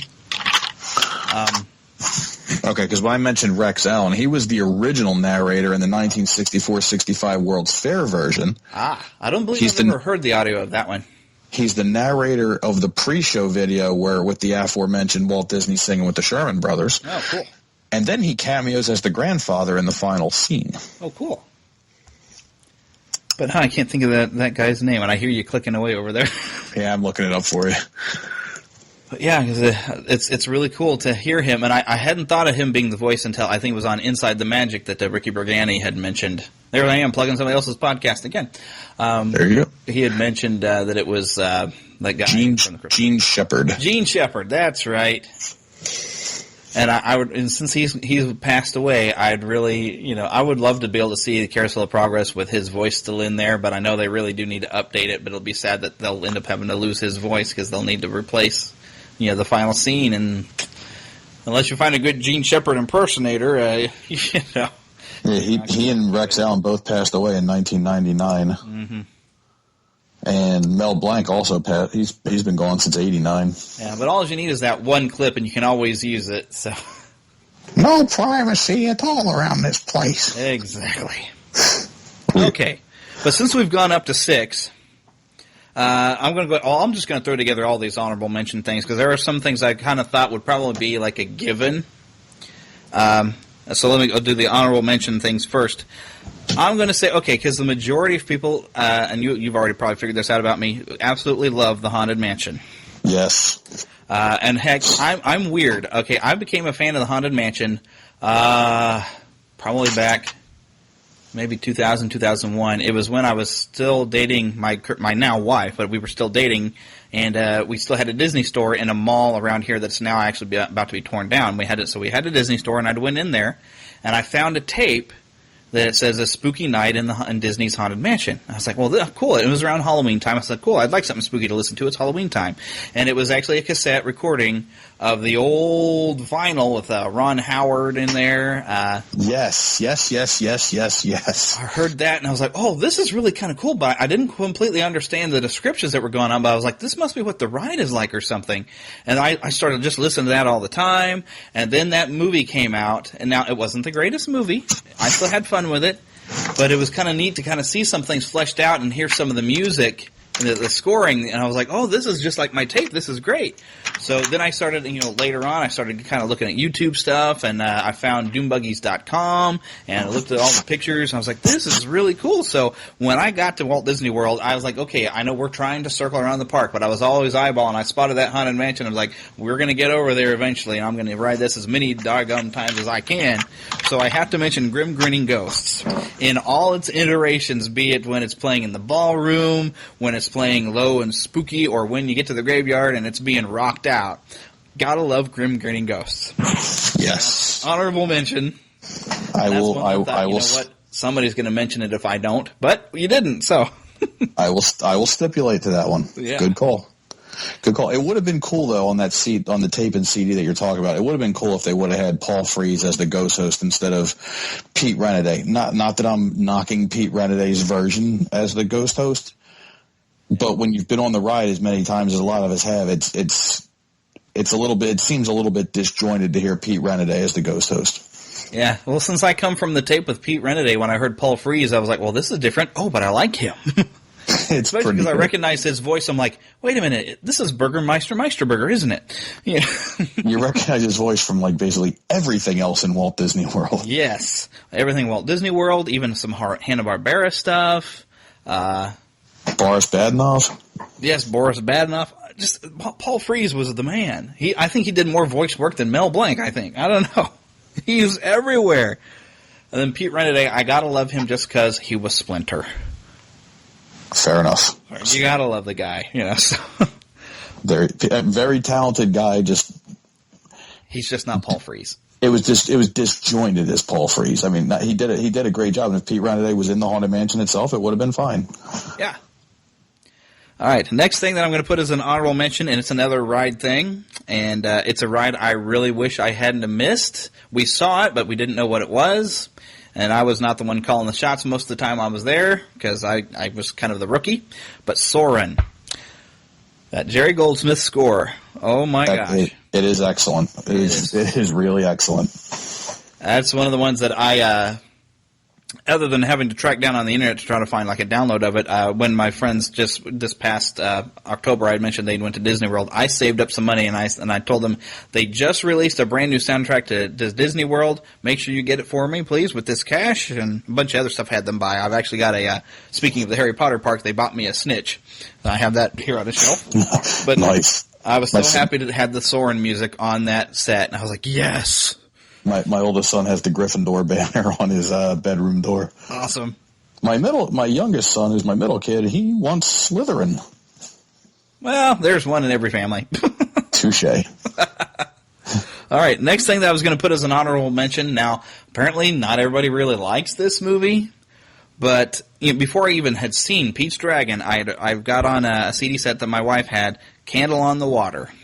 Helen Reddy. Oh, yes. Yeah, very touching, emotional song.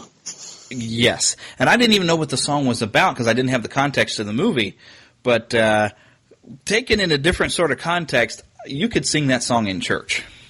And I'll leave it at that because I try not to shove anything on my show. But if you think about the song, you could kind of take it in a different aspect. Yeah, absolutely. I'll go with you on that one, sure. And plus, the Elliott float in the Main Street Electrical Parade is the coolest part of the parade. So. Oh, and I really wish I'd have gotten a chance to see that one too. It is massive. It is animated. It blows steam out his nose. It's got a oh my gosh, I'm blanking on the kid's name now. Riding it. Elliot, is it? No, Elliot's the dragon. Oh, Elliot's Pete. Duh, Pete's dragon. Duh, I'll be all right. Can you tell I worked overnight? We are smart. I'm new here.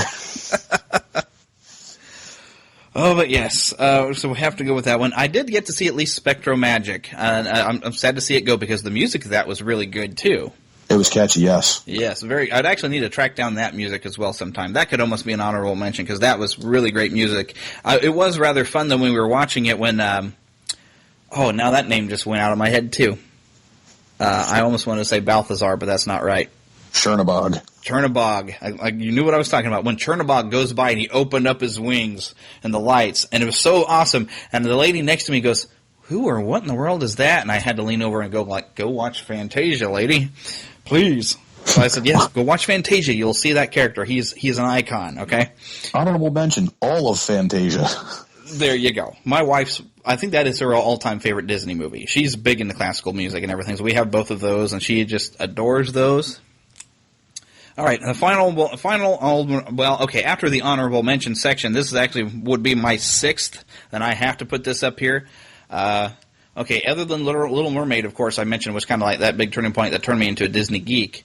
But one of the first Disney films that I saw that we had rented that I ended up having to watch repeatedly, and the same night that we rented, I watched it like 2, maybe 3 times, was Lady and the Tramp. And so just because of that, I had to put in Bella Notte in there because it is probably the most famous song from that movie. But still to this day, I absolutely love that movie. It is just great. I'm kind of a dog person. Granted, we have a cat here, but I'm kind of a dog person. And some of the behaviors at the beginning of it, when with Lady as a puppy, I've gone through so many puppies. I'm like, yes, exactly, that's what they do. And so I absolutely adored that movie. I even bought the book novelization when I was a little kid of it and everything. So Bella Notte, it was a great song in there. It's a fun song, and it just fits the movie. Wonderful, wonderful film, and so that's going to have to be my my number 6. Hard to argue with that one, too. I mean, here's the problem. There are so many good songs, it's actually easier to pick the ones you don't like than it is the ones that you like the most. Yeah. It's really, and I'll give a tip of the hat to my buddy Dennis, who we were down in Disney last year during Pixelmania, and we were talking about how good just the in-house park music is, the live entertainment. And he basically said, he goes, dude, it's hard to find bad music around Disney. Yeah. And you know, that resonated, and he's absolutely right. Like I said, it's probably easier to find 6 songs I don't like versus the 6 that I like the most, because there's so much of it. It's just so good. Yeah. Which is why I was writing down honorable mentions, because I was like, okay, these is probably because some of the other stuff, some of my tops are probably somebody else's tops, so I better have some backups to fall onto. Plus, just because there's just so many, and it's hard to pick. I've even gone through, I've got just a folder that I just labeled Disney, and I just put all my Disney music of all sorts on there, and my car actually, I can plug a flash drive in. So I've got a flash drive even that I just loaded full of Disney music, and that's because I'm a courier and I'm in the car all day. Other than listening to podcasts all day, it's nice to be able to just like, you know what, I need to hear some Disney music because it'll make you feel better when you're having a bad day. And it's gotten so bad, though, my wife has actually at some point said, like, okay, can we hear some music? Okay, now don't put in the Disney drive. I've heard enough Disney music, you know, because I just have so much of it. And I start tracking stuff down from podcasts. I'm like, oh, hey, that was a good song. I wonder what that was. And so I'll start tracking it down and adding it to the list. And my friends will have a CD of something I don't have. I'm like, hey, I want to borrow that CD. I'm going to put it on my computer, too. And so I say, friends, always let friends borrow and share your Disney music. There you go. Yeah, I've got many gigabytes of Disney music. I mean, 3/4 of my iPod's Disney park music, and the other half's like dirty jokes or something like that. I mean, I span it all. Sure, go from one end to the other. Here's my clean family-friendly stuff, and here's the stuff I can't let the kids hear. Yeah, it's like, all right, now that we listen to Grim Grinning Ghost, let's listen to like Jackie the Joke Man for another hour or two. Okay. Okay, well, with that, I think I probably better wrap this up because I got to get up at 3:45 in the morning, and we're running late, man. So, what's the name of this show? The Never Ending Podcast? No, the Neverland Podcast. Oh, okay. But Never Ending seems to almost be the way. This is going to be a long one, so I'm going to have to edit just to try to, you know, maybe keep it. Although some of the other clips I could probably use, like when you mentioned a Weird Al and have that little story, I was thinking in my head, oh, I'm going to keep this and separate it because eventually I'm going to just do a show full of Weird Al songs because you got to. And I have a bunch of that, too. So I can't believe I admitted in public I went to a Weird Al concert. Hey, works for me. That'll make you fit in around here. Oh, boy. I think the tickets were like $10 or something. That's the only reason I went. Wow. There's like $10. I had nothing better to do that day. Oh, admit it. You laughed at some stuff. It was pretty interesting how he changes his costume between every song. That was pretty cool. Oh, one of these days I will get to see him. Of course, you know, here lately, you know, a lot of the pop music stuff that he's covered, like on his last album, like, you know, I don't even like the song you started with, so I'm kind of like, I don't know if I want to hear it or not, but we'll see. The stuff that's always funnier to me is stuff that's because I'm familiar with the song and I liked the original song, so a lot of some of the 80s and some of the 90s during the whole grunge era when all of us were in high school were all grunging out, and when he did a parody of Nirvana, it was the greatest thing. Absolutely. Amish Paradise. Yes. Although, let me tell you, to watch 50-year-old people rocking out to Weird Al singing Another One Rides the Bus, you got to get yourself into your happy place when you start seeing that kind of stuff. Oh, I'd probably land in my happy place and just laugh hysterically. I'm like, you know what? I hope when I'm 50, I'm still having that much of a good time. Absolutely. I hope I could care that little. I don't even know where I'll be in 20 years, but I hope I'm still a big kid. It was an eye opener. I just know somehow that will be me. My body may not keep up with my brain, but I will be there in spirit. You'll give it a darn good try, right? I'll give it a darn good try. I need to get this old body back in shape. I went from having the body of, I looked like Shaggy somewhere across with Gilligan to a little bit in the middle here, so.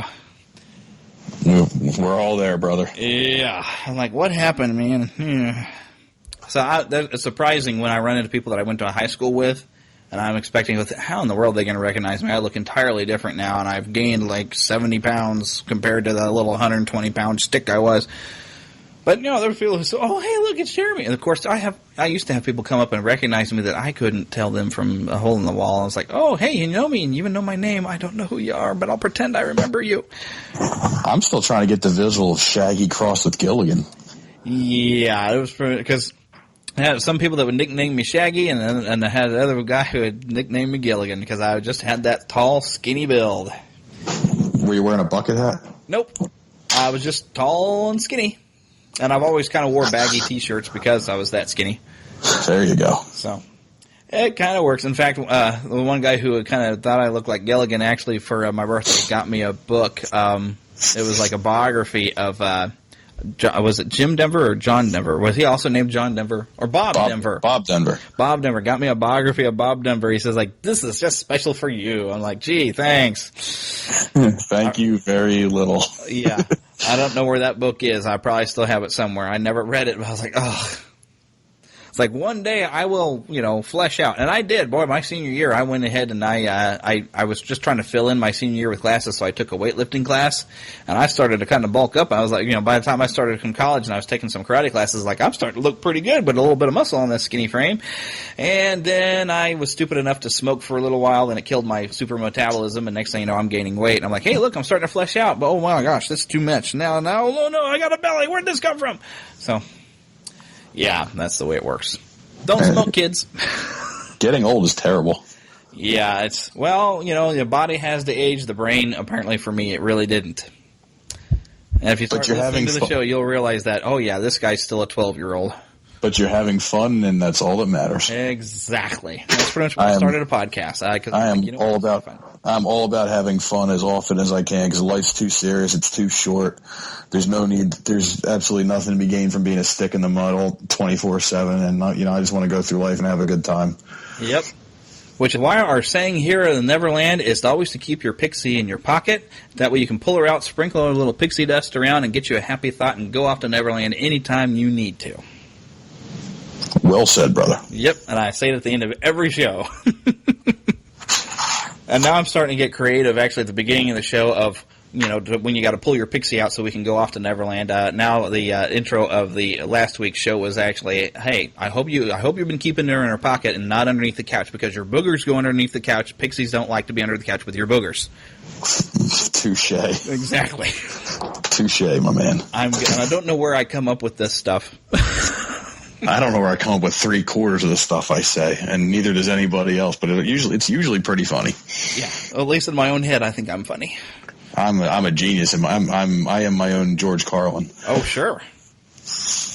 Yeah. My wife kind of likes it when because I try not to swear, but I kind of invent some of my own. And the biggest one that I ever came out with that my wife has just loved was hot flaming monkeys.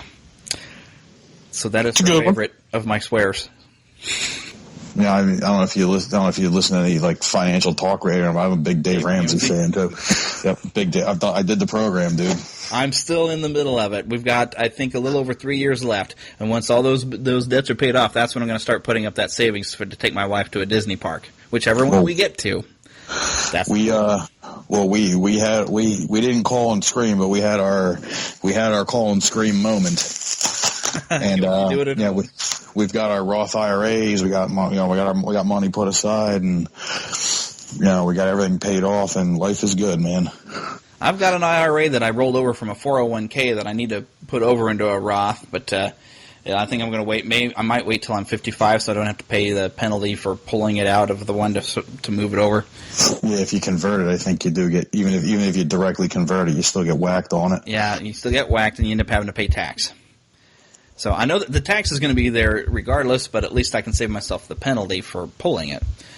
Right now, where I'm working at, since I'm as an independent contractor, I'm really not getting any retirement built up at all.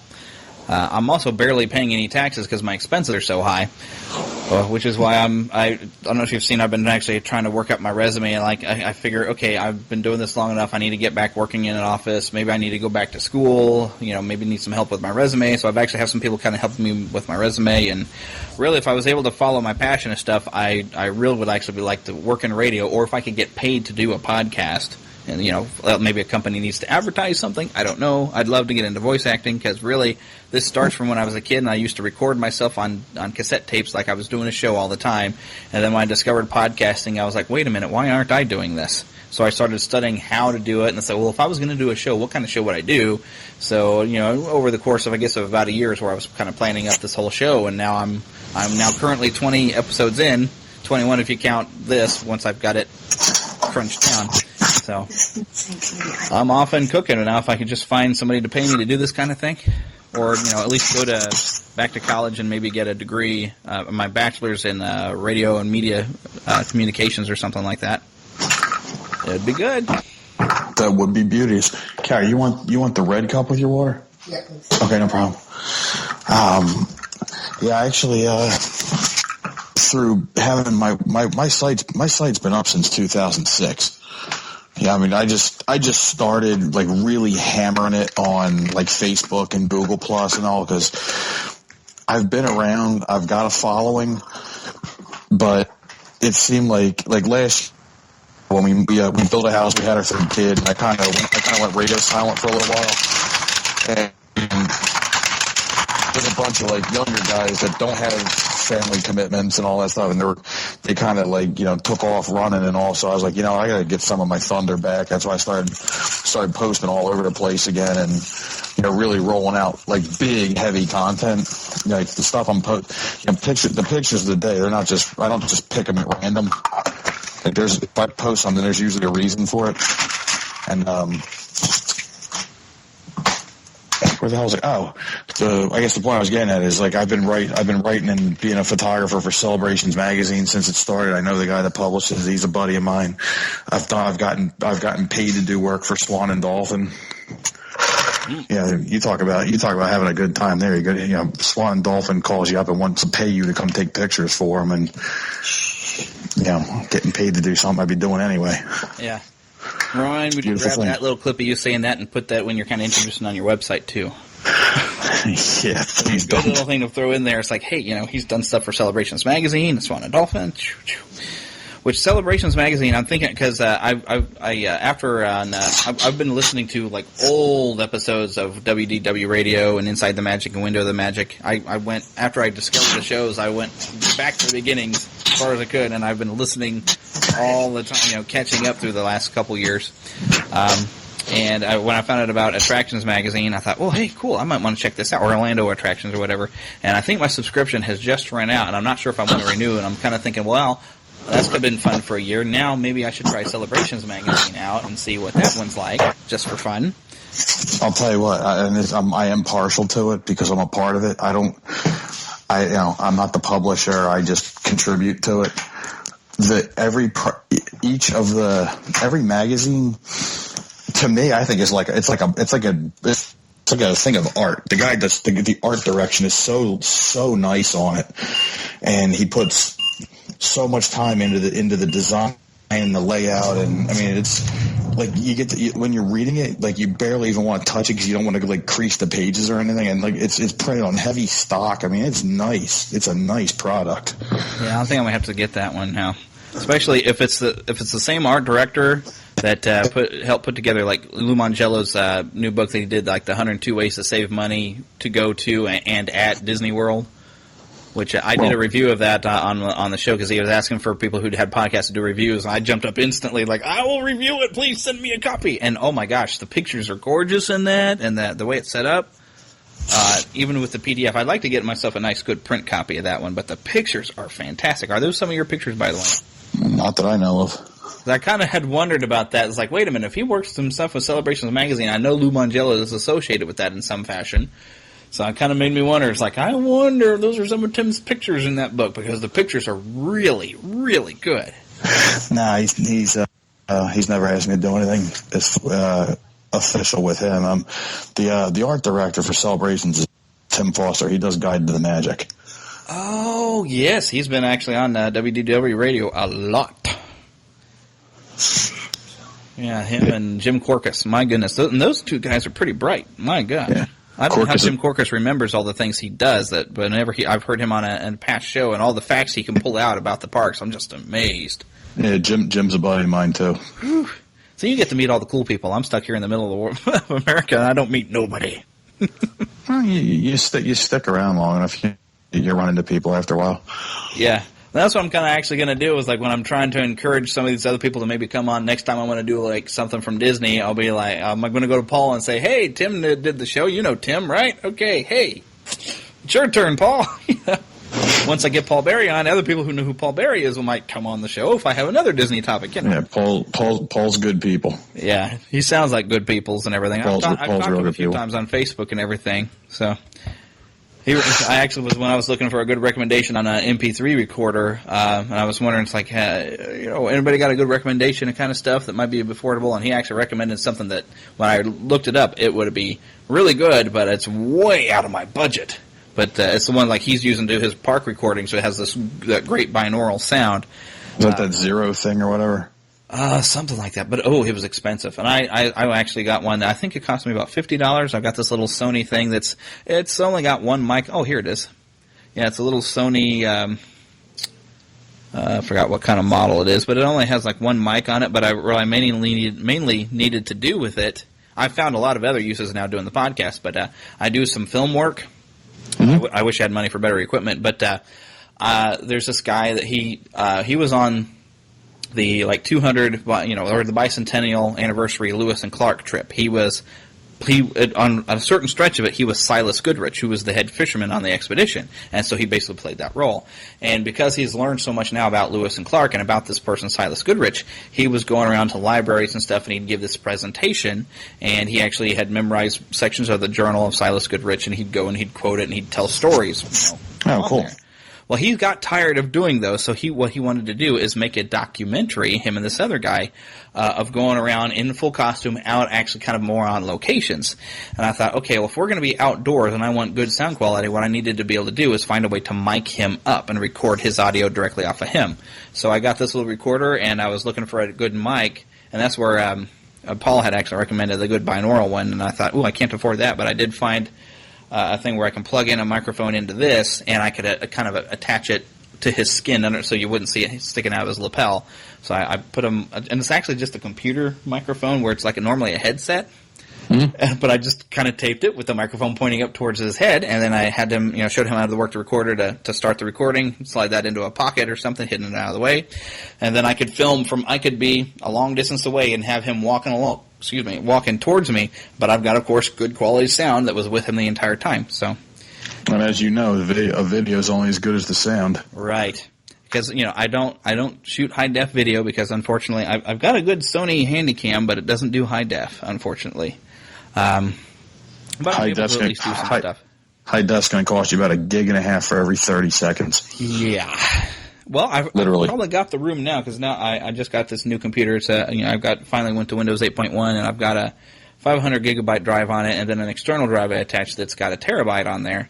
Of course, that terabyte is pretty much full of all my music, a lot of it Disney, and a lot of my other video stuff. And every time I make a DVD, I burn an image, and I keep that image in case I need to come back to it and make more copies. So, plus all the labeling stuff and everything. So I've got it pretty full up. I might have to get another drive one of these days, but I've got a 4T inside my tower, and I've got two 3T externals. That's just my backup stuff. I've got hard drives out the rear end, full of pictures, I bet too. They fill up quick. Oh yeah, I can imagine. So yeah, I would like to be able to maybe expand my video business. Of course, mainly what I'd like to do is because so far I've only gotten calls to do some lecture things or whatever, and this also helps. I can now mic up who's giving the lecture, so if they're going to start wandering around the room, I still got a good solid recording on them. But I'd love to be able to do just small little kind of goofy films, even if I was just doing stuff for YouTube. Sort of like what the Dawes brothers are doing. I wish I had half of their equipment to do some of the stuff they're doing. It's amazing. But I did do a little short film, kind of. It was half scripted, half improvised, called Supers. That unfortunately on YouTube I had to edit out some of the music we had chosen because we'd used mainstream type songs and everything that were kind of appropriate for the movie. But it was kind of a joke on there was something Marvel did because it was called the Civil War. Basically, what it was is, I'm sure you're familiar with S.H.I.E.L.D. if you've seen some of these Marvel movies. There was like this kind of terrorist bombing that was actually a mutant who could actually detonate himself, and he killed a bunch of, he detonated at a school and killed a bunch of kids, and apparently they found out there was like a reality show that was currently being filmed of some like young, superpowered people who were like, their reality show was, watch our super team go and fight these villains. And because of that, they were kind of fooling around and didn't take things seriously enough to where now all these kids get killed. So suddenly there's this registration act that went through to where everybody had to register their secret identity and all their powers and then submit to training at S.H.I.E.L.D. and become full S.H.I.E.L.D. agents so they could control all the superheroes. And of course, so, Captain America led a group of heroes that were like, no, this is ridiculous. This is against our liberties. We understand you're trying to keep things safe, so it was dealing with a lot of modern issues. But anyway, so we took the concept of this superhero registration and we thought, okay, well, let's mix the Marvel and DC universe, kind of make fun of the whole thing, and let's say, well, what if Spider-Man and Superman had decided both to retire? And so it's been a few years, and because I'm a little overweight and Phil's kind of a big guy too, and he's actually Superman height, and I'm a huge Spider-Man fan, he's a huge Superman fan, so we played those roles as overweight versions of those characters that decide after however many years that we're fat and we're in our 30s, we want to decide to make a comeback. And so we go and we find Batman, and he tries to get us back in shape so we can go out and fight against Iron Man, who's the one who was the head of the registration. And we did it for laughs, and I put it's like in 5 episodes on YouTube, but they made me change some of the songs around because Warner Brothers owned some of the songs, and so it kind of ruins some of the jokes on some bits. But I want to do more stuff like that. Yeah, that sounds like it was pretty. Yeah, we thought it was funny at least. So, but I'm sure to some other people. There are some sections that I don't think everybody quite gets some of the things we're making fun of because it is kind of very much nerd comedy. But some of the stuff is straight, we did a Benny Hill style chase where nice Superman and Spider-Man are chasing around fighting over a Whopper. You get the whole yep, the whole thing did it where we kind of moved somewhat, slowed down like running, where we did the over dramatic steps. That way, when I sped it up, it was the crazy walk stuff going on, and a bunch of gags that we did. That's probably the best bit that we did. And we actually fit it to the story to where it was showing how all the training was paying off because we actually managed to use our powers that we had kind of lost because we had gotten fat. So that's pretty good. Using our powers to fight over a hamburger. And Philip was such a really good sport on that because the scene that follows after, of course, Superman's going to win that fight, obviously. But we have where he's finally got the Whopper and he's kind of looking at it, and we use the I forgot what the actual name of the song, but boom, chicka chicka, bow, bow. That one? Oh, yeah. We're playing that as he's so we got like tight shots of his eyes kind of widening and some sweat running off his head and him kind of licking his lips and everything. He's going after the thing. So he was a really good sport about it and everything, and it turned out to be really, really funny. So, dude, email me the link to that. I want to check that out. All right, I will. Heck, I even think I got on Facebook, I think I've got some of the links where I didn't have to change the because I uploaded to Facebook and I don't think I had to change the music on Facebook. Yeah, send me the links, so I'll check them out. All right. And then because I gotta get rolling here. Yeah. If you need any of the park, if you need any music that we talked about, I have mostly everything I mentioned. I can send it to you if you run into a pinch. Yeah. I think I do have Zippity Doo Dah somewhere. They were like the movie version. And I know I've got Supercalifragilistic because I have that soundtrack. I've got the Aladdin soundtrack, so I can get that one. Great Big Beautiful Tomorrow I have, but I don't really have anything from the World Showcase loop. I can send it. I'll send it to you. Illuminations of the holiday thing, so like the World Showcase and the Illuminations. And the Disney and the Sherman Brothers, I have that as an MP3. I can always cut that out and send it to you. Yes. So just send me an email, tell me what you need, and I'll get it to you. And if you need it, if you want a couple of pictures for the website, for the show notes or something, let me know. That'd actually be. So I haven't really put any pictures up on the show notes yet. Yeah. Send you. Because well, heck, you can even send it. It's real easy. If you can send it over to podcast@neverlandpodcast.com. I can probably remember that. Yeah, it's right even on the website down. I think at the bottom, I think is my contact thing. You're better off emailing me and harassing me for it though, because tomorrow I got to get up, take my kids to school, work overtime, come home, coach my kids' baseball team, blah, blah, blah, blah, blah, blah, blah, and then we're going to have company all weekend. So you're better off just emailing it to me, and I'll print it and put it on my to-do list. You've got an email probably on the Magic and either on your Facebook pages. Probably got your email. Tim at themagicandpixels.com. Oh, well, that's easy enough. Just Tim at themagicandpixels.com. Right. Or if you go to my website, you go to the About tab on the drop down. There's an email link on there too. Okay, I'm writing this down. Yeah, and I'll either send it. Cause I don't know how much space Yahoo would let me have if I used my regular Yahoo account.